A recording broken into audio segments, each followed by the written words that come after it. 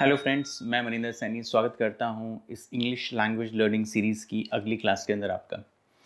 जानता हूं कि बहुत समय हो गया है और कोई वीडियो नहीं आ पा रही थी मेरे पीछे कुछ डिफ़िकल्टीज़ की वजह से, बट आपको आश्वस्त करना चाहता हूं कि अब के बाद से कम 2 वीडियोज़ 1 हफ़्ते के अंदर आपको ज़रूर मिलेंगी टाइम से।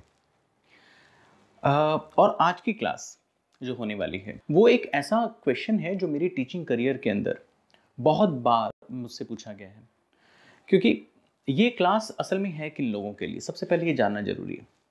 क्या आप एक ऐसे पर्सन हैं जो इंग्लिश सीख रहे हैं या कभी सीखी है पहले?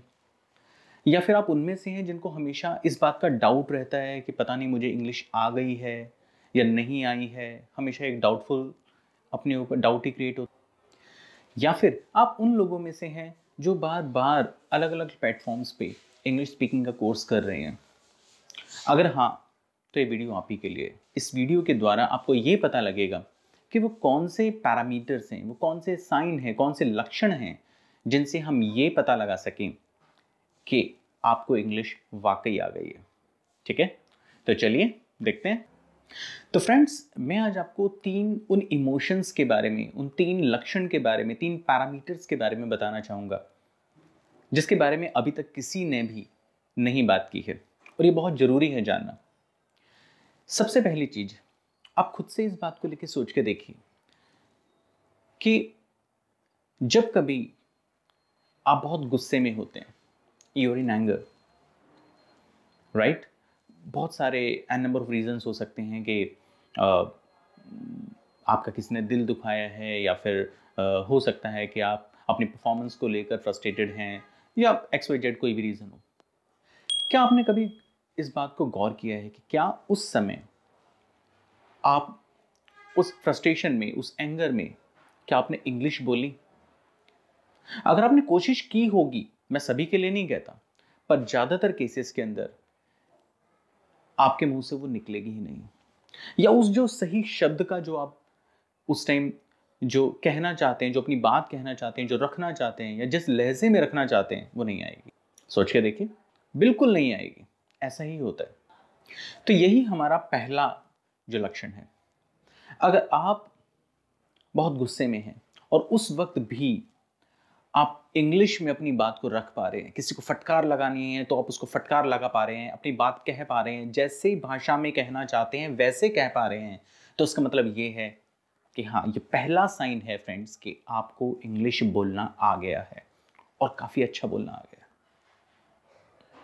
तो चलिए बात करते हैं अब दूसरे साइन। दूसरा साइन है जब आप बहुत खुश हैं, आप अपने फ्रेंड सर्कल के बीच में हैं, आप अपनी फैमिली के साथ हैं, कहीं बाहर हैं या घर पर हैं, डजंट मैटर, लेकिन आप उस वक्त इंग्लिश में बात कर रहे हैं। आप इंग्लिश में कह रहे हैं, यू आर कटिंग जोक्स, आप मजाक भी कर रहे हैं तो भी इंग्लिश में कर रहे हैं, आप दूसरों को हंसा पा रहे हैं। और किसी को, सच मानिए, यकीन मानिए फ्रेंड्स, कि किसी को हंसा पाना बहुत मुश्किल होता है, खास तौर पे जब वो एक इंग्लिश लैंग्वेज हो या फिर कोई एक फॉरेन लैंग्वेज है, एक्स वाई जेड कोई भी हो सकती है। तो ये दूसरा साइन है कि अगर आप ऐसे अपने एक्सट्रीम इमोशंस के अंदर भी इंग्लिश के अंदर बात कर पाते हैं, अपनी बात कह पाते हैं, रख पाते हैं, किसी को हंसा पाते हैं, किसी की ज़िंदगी में खुशी भर पाते हैं, तो ये दूसरा वो साइन है कि हाँ, आप इंग्लिश बहुत अच्छे से अब जान गए हैं। तो चलिए बात कर लेते हैं तीसरे साइन के ऊपर भी।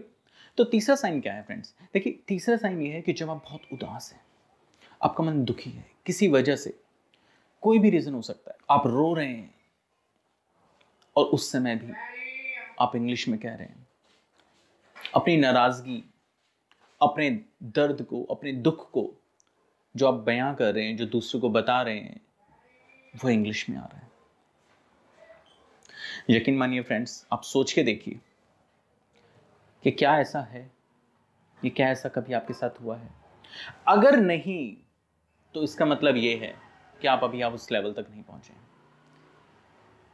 इंग्लिश आपकी लाइफ का हिस्सा होनी चाहिए। इंग्लिश केवल ट्रांसलेशंस तक सीमित नहीं है। जब तक आप अपनी भावनाएं उसके अंदर व्यक्त नहीं कर देते, जब तक आप अपने इमोशंस उसमें नहीं डाल देते, तब तक उस भाषा का कोई अर्थ नहीं रह जाता।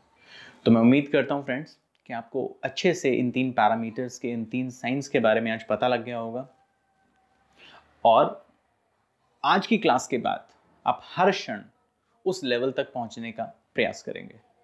इसी शुभकामना के साथ आज की क्लास यहाँ पे एंड करता हूँ। Thank you so much. Keep watching, keep sharing, keep listening and keep supporting me. Thank you so